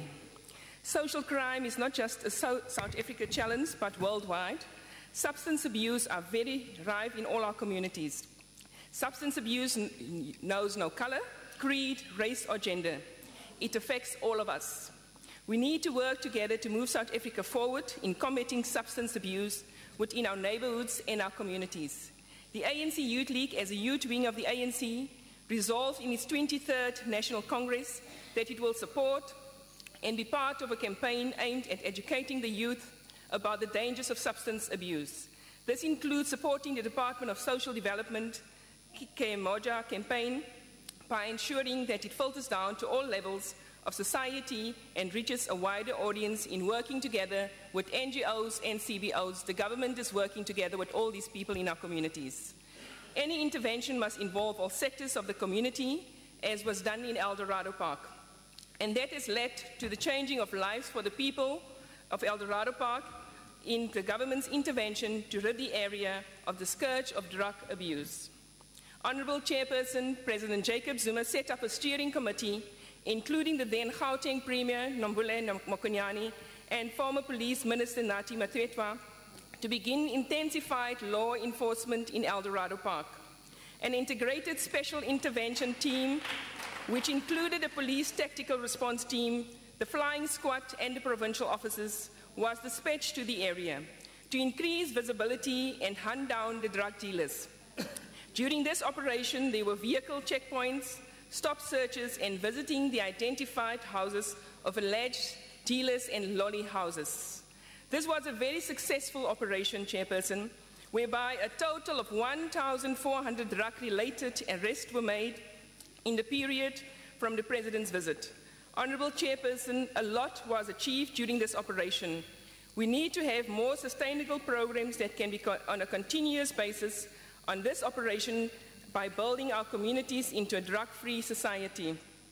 This program was not just done in Eldorado Park, but it was taken to 8 other provinces, and it roped in to participate in the implementation of the plan as part of the experience, the learning, the rationale behind the challenges we faced in Eldorado Park, and also experience throughout South Africa and other places. Honourable Chairperson, the Kemoja Buses program was successfully launched. This program includes a parenting skills program, the Bright Star program, Addicted for Change program, and the removal of graffiti. Counselling and the Kemoja Buses would improve accessibility to social work services and interventions intended to benefit the youth of Eldorado Park. Youth facilitators will engage the youth in empowering them with the social skills and educating them about the negative effects of drug abuse and alcohol. As a country, Honourable Chairperson, we need to continuously explore better ways of ensuring access to treatment by building additional centres. Honourable Chairperson, gender-based violence, especially threats directed at women and children, such as sexual and domestic violence, remain a serious regional and global human security concern. A South African study of survivors of gender-based abuse shows that just under a third of women had been to the police. That fact, they 89 felt that was done to them was a crime. The elimination and prevention of all forms of violence against women and children is a serious concern. Though the country has been commended for its robust legislative framework to address the scourge of violence against women and children, there remains an urgent need for intersectoral interventions to respond to this scourge of violence. Honourable Chairperson, violence against children cuts across boundaries of geography, race, class, religion, and culture. It occurs in homes, schools, and streets, in places of work and entertainment, and in care and detention centres. Perpetrators include parents, family members, teachers, caretakers, law enforcement authorities, and other children too. Some children are particularly vulnerable because of gender, race, ethnic origin, disability, or social status. And no country is immune. Whether rich or poor, Chairperson, children in South Africa live in a society with a constitution that has the highest regard for their rights and for the equality and dignity of everyone. Protecting children from violence, exploitation, round up in 1 minute, and abuse is not only a basic value, but also an obligation.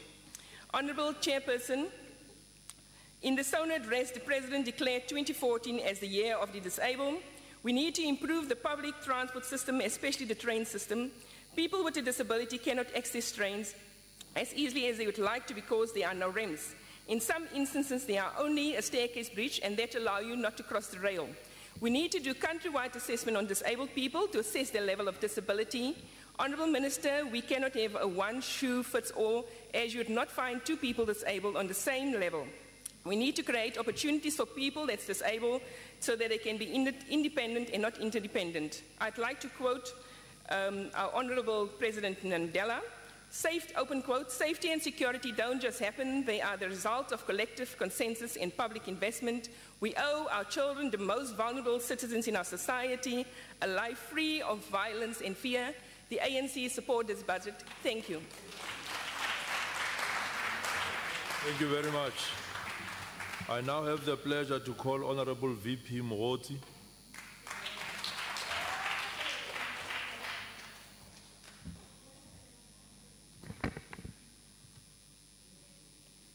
Thank you, Honourable Chairperson, Honourable Minister, Honourable Deputy Minister, Honourable members, the DSD family where I come from before I come to the Parliament, and our guest.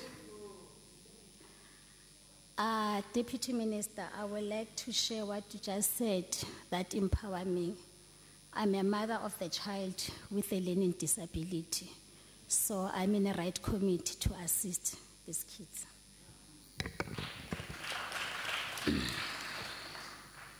As an MP of the ANC, I rise to support the budget vote 19 Together we are moving South Africa forward. So we declare in our election manifesto of 2014. Our strategic goal is to create the National Democratic Society where everyone shall live in it in peace and harmony. Not only in such a society necessary in order to realize our objective of better life for all. It is also possible for we proceeded from the scientific basic. My speech today, it will be based on a scientific basic, what Marx and Lenin said in 1818, that you can't put the politics on assumption, but you must use a science to determine where you are going. So this is the story that I will say. I'm guided by the revolutionary and democratic program of the Freedom Charter. That said, there shall be houses, security, and comfort. In this objective of the Freedom Charter, line number 5, it says, the aged, the orphan, the disabled, and the sick shall be taken off by the state. So there's nothing wrong that the ANC is doing, but we are putting our mandate. Furthermore, the Chapter 7 of Social Welfare stated that social assistance grants are one way in which the government gives people access to social security, which is a right guaranteed in the Constitution of South Africa. Over the past 20 years of building non-racial, non-sexist, democratic, prosperous, and caring, inclusive society, the Department of Social Development, like other departments created under our democracy to drive a democratic mandate of the masses of our country, has done enormous well in fulfilling the obligation of uplifting the plight of the poor and the plight of the people of South Africa. It is with this achievement that have been felt in all corners of the country, all spheres of the government, of our society. Indeed, this department, the Social Development, SASSA, NDA, has a good story to tell to our people. Why do I say so? South African Constitution guarantees the right of all citizens to have access to social assistance. In the last 20 years, the number of people receiving social grants increased from 3 million to 16 million, benefited elderly, children, veterans, as stated in the 2014 ANC election manifesto. I think mine is to educate what is the social service assistant is all about, not to talk another thing that you don't know. The South African government accepts that it has a responsibility to take care of the people who cannot take care of themselves. When the people are too young, sick or old, injured, or to look after themselves, then the government will provide social support where it's possible. This kind of support, we call it social assistance. South Africa has 6 types of the grants. Number 1 is child support grant. Child support grant was confirmed through the study. It was not just a myth, but there was a study, why do we have this child support grant? The study was to promote a human capital that invests to improve the gender outcomes and the reduce of the inequalities that we find in kids. The child support grant, which has benefited 11 million beneficiaries as compared to 30,000. We have a foster care grant, old age grant, and one need to emphasize on SASSA to say, in our community, I want to address the DA and EFF. We said there are policies that are under discussion that to be reviewed. I'm a new member of this parliament. I only said only 2 committees, and that is a guarantee that we took in that committee to say we're gonna review the issue of a social grant. And ANC listen. When the Gauteng High Court, the SASSA was taken to Gauteng High Court on the issue of grants, then the grant is going to be paid to all the children in behalf of whatever they are having. This is what the SASSA, the High Court has said, and SASSA is going to do that. And in conclusion, the ANC wishes the department well in its plan and implementation of this mandate and to translate this visible and implementing it. And let's take South Africa forward with MDGs 2015. Amen.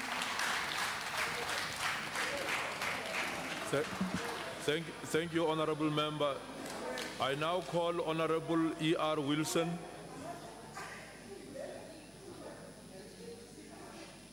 Is Honorable Wilson around?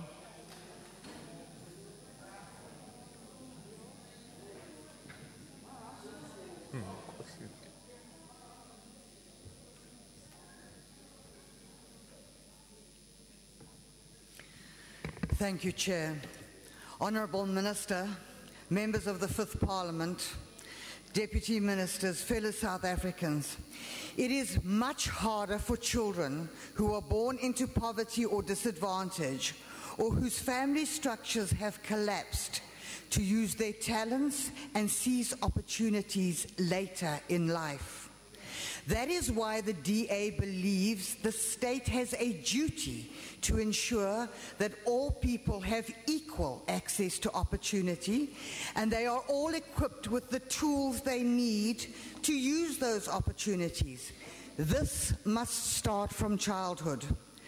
There are 2.8 million households vulnerable to hunger, 72% of which are in rural areas. Over a third of very young children do not get enough food and nutrition, which affects their growth, health, cognitive development, and full participation in society. Nowhere is this more evident in South Africa's poor schooling outcomes and low skills base. Early childhood development is critical in addressing these concerns. The success of the next generation is dependent on the decisions of this government and this department made now. The Department of Social Development has continually talked about the plans to improve the quality of early childhood development. We hear yet again, Minister, that this department will develop and implement an ECD policy. In the diagnostic review of ECD presented to this committee in March of 2013, recommendations were made that policy and legislation must be addressed to ensure that ECD services are adequately resourced and provided. What progress has been made? In the same meeting, it was reported that this committee would implement a national plan of action. In the 10 points it would implement, priority would be given to develop a new ECD policy that will provide the legal basis to fully support a defined set of critical ECD services and universal access to ECD centres. The time, Minister, for talking is over. Plans must be implemented now in order to give the current young generation a reasonable future. The NDP makes it compulsory that every child under the age of 5 should have access to ECD services. We are a long way from meeting that priority. While the NDA plans to focus on infrastructure upgrade and capacity building, this is old news. Oversight is seriously lacking in this department. Visits in recent weeks to some community-based ECD centres have revealed that there are centres that are more detrimental to the health and safety of young children than they are a benefit.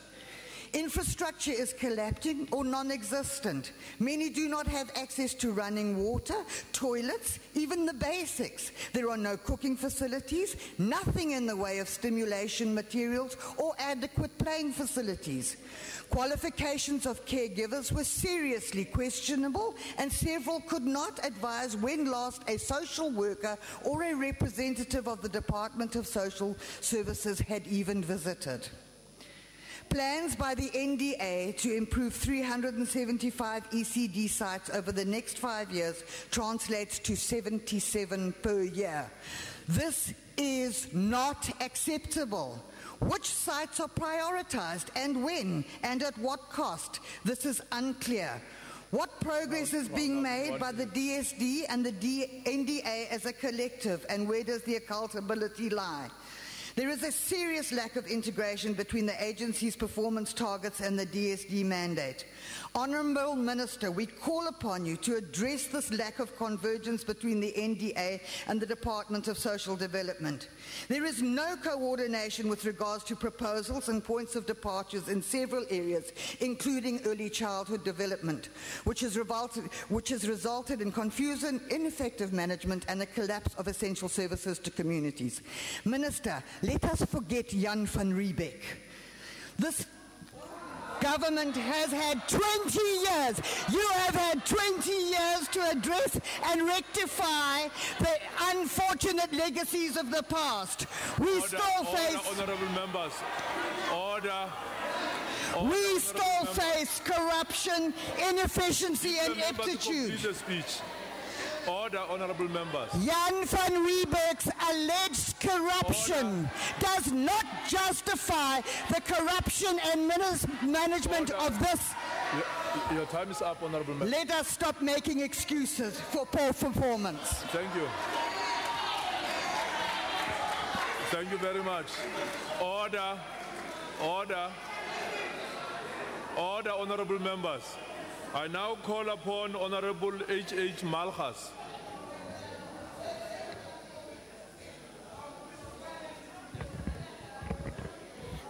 Thank you, Chairperson. Chairperson, Honourable Minister, Honourable Deputy Minister and members of Parliament, ladies and gentlemen. When it comes to certain issues that was brought up by the opposition in this August House, our committees, and to educate them, to say our committees is an extension of Parliament. Many of these questions brought up was discussed within our committee meetings, and members were just taken out what the department gave us, because I even have proof of the departmental paper on the tender and the department taken to court. They explained those things to us. Even when it comes to foster grant, the department explained it to us, and they spoke to the policies that they have in place. So I feel that they should use that platform, because the chairperson is very open and she allows everyone to speak. When it comes to the EFF, win the elections, then you can implement your manifesto. When it comes to food parcels and blankets, it's an old story, always been brought up. And we say, you know, in our communities, people say in Afrikaans, food, kospakkette en die conversies is nou gerechtig om te stem, want is so oud die story. The story is so old, they can vote already. So don't worry about these things, Minister, because there are criteria in place. It gives me great pleasure, and at the same time, I'm humbled to participate in this debate, which all the members of the ANC attested to the good story of the ANC can tell. And we spoke about our own challenges as we give in our good story. The ANC members before me already spoke to the core mandate of the department, because they spoke to each program. You know, the way the chairperson, myself, and the study group worked out.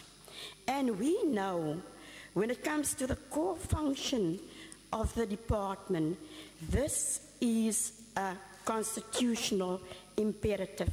And there's quite a lot of and acted pieces of legislation which is, and it tells the department it should provide access to appropriate comprehensive social assistance. Now we have our opposition on the one side. What they do, they take out grants, but they don't speak about the comprehensive service that this department offers to our people. And when it comes to that, we say the services offered to our people are for the most vulnerable within our society.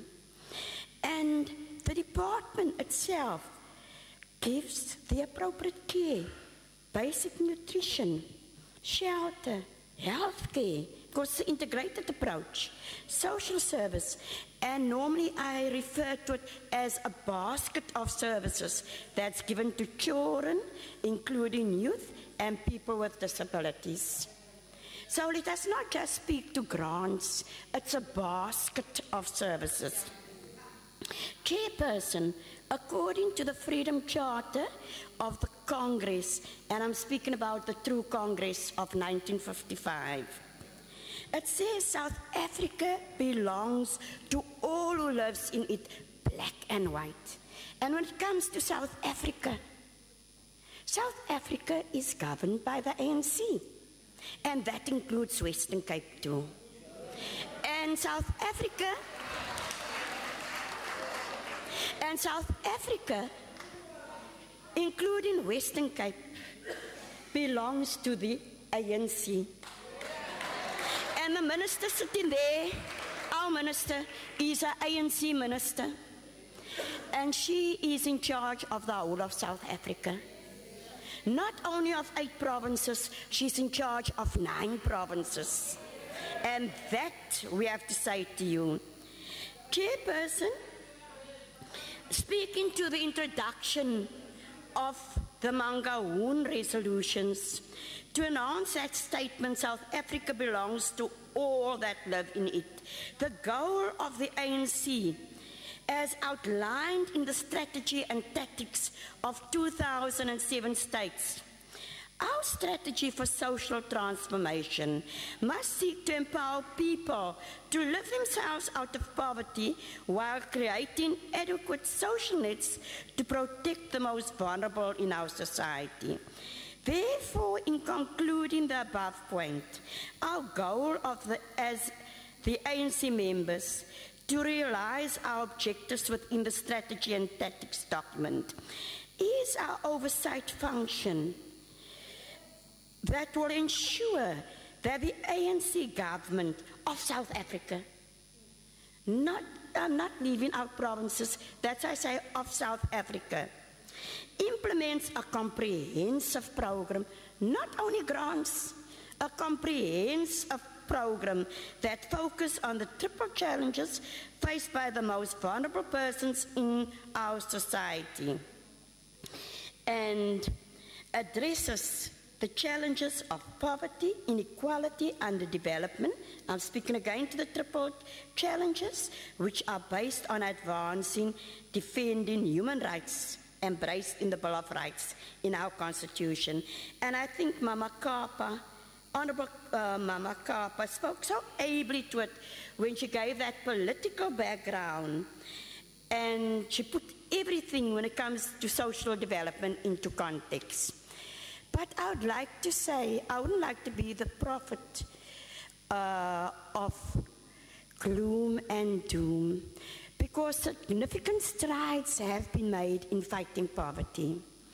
An impact study was done, and when it came to our past recessions, because I had to do this impact study as social development, according to that documentation, it gave the proof that our most vulnerable people during that period was protected by the social net in form of grants and other social services rendered by this department. And I must applaud the minister and her department for doing that wonderful work. I'm not going to speak further now to the opposition, but look at my speech itself. Is it? Thank you. It's okay. Don't worry. Don't worry. Minister, when it came to our oversight function, there were a few observations which we put into our recommendations to you. And there's only one resolution because my speech covers the oversight. There were challenges, and the challenges that we were worried about is this movement of you getting the new department. Because even if funds follow function, it's going to impact on your budget itself. Your budget itself too.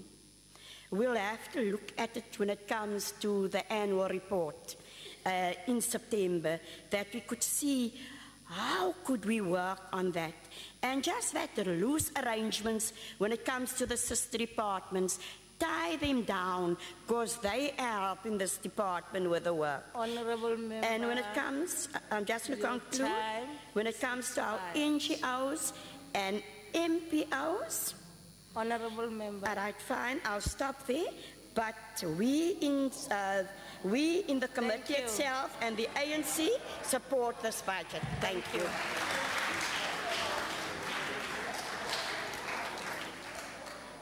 Thank you, Honorable Malchus. Order, member. I'll now call on the Honorable Minister of Social Development.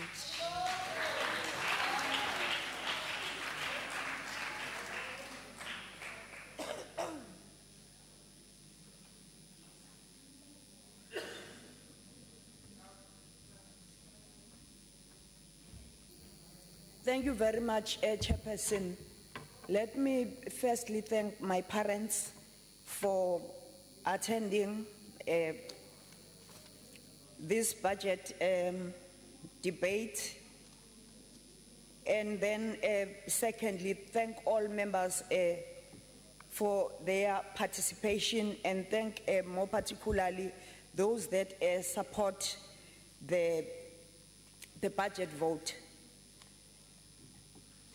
We wanted to talk about our work in as far as Mikonzo is concerned, and that we are going to be mobilizing as communities to promote social cooperatives and social entrepreneurs.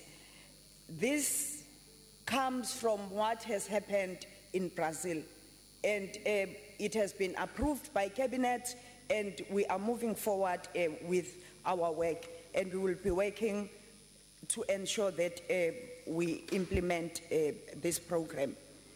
And then secondly, the issue of equal opportunities and forgetting about Van Riebeeck makes me laugh. The issue of equal opportunities has confused our people a lot, because you can't talk about equal opportunities when you are not equal. What we are doing now is to uplift the quality of lives of our people. And secondly, our people are not in control of the resources. What is important is for us to be able to control the resources on the ground, and then you can talk of equal opportunities, because we will be competing on an equal basis. And then we are told to forget about Van Riebeeck. Jews are talking about the Holocaust up until today. Every year they remind us about the Holocaust. They don't stop talking about it.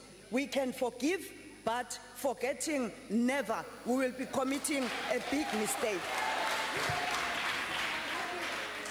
When it comes to the provision of services, I think the Western Cape is part of this. I want to report to this House that all the time when we come here, social workers disappear. We have brought social workers from the head office to Kukuletu, Khayelitsha, Langa, Valala, Delft, Didorens, Atlantis, Heideveld, to mention but a few. And this says that there are people who want to behave as if the Western Cape is a country on its own. Again, on a lighter note, the issue of the distribution of food parcels is always talked about when we are campaigning for the elections. As I'm speaking, we've been to Delft after the elections, Bapalaburwa, eThekwini, Marikana. We're going back there on Sunday. We are going to Mafikeng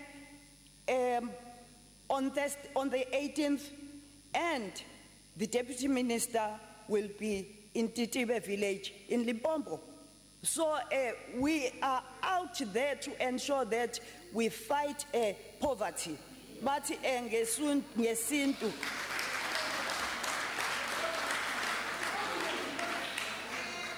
But ngesintu indlala izogwetshwa. And then the issue of ECD, the ruling party conference in Mangaung took a decision that ECD must be a public good. And then we are going to come up with legislation, firstly policy and legislation. But even then, we've been supporting ECDs, and that is why we started with the audit. And we have equalized a support for ECD centers. And above that, or moreover, we are going to be training ECD practitioners because we don't want to leave them behind. More particularly because ECD centers are driven by women. They were an initiative of women. And during the struggle, women knew that our children have to grow under correct conditions because they have to develop cognitively, emotionally, psychologically, and all the issues you raised, Honorable Member. The issue of NPO funding. Order, Honorable Members. Continue, Minister. The issue of NPO funding, we are reviewing policy in 2019. 1 minute. But we are supporting NPOs and CBOs. We are not going to stop supporting them because they are not suitcase organizations. They are with the people on the ground. What we are going to do is to train them, build capacity, ensure that incubate them so that they can provide proper services. The research that Honorable Kupane talked about was done by us. So the recommendations that we are implementing come from us.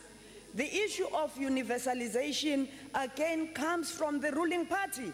It does not come from the DA.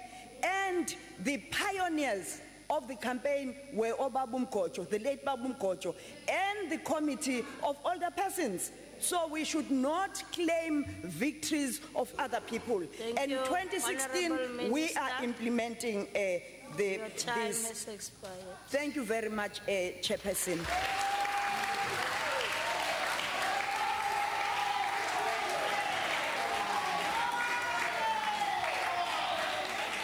Thank you, Honorable Minister of Social Development.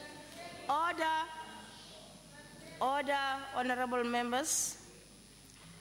Members, you are reminded of the EPC debate on Vote 35 tourism that will take place in the Old Assembly Chamber at 14 hours. You are also reminded of Vote 7 Public Works that will take place in this very venue at 14 hours. And we are also reminded of Vote 27 Communications that will take place in Committee Room E249 at 14 hours. Order, honorable members. That concludes the debate and the business of this EPC. The committee will now rise. Thank you.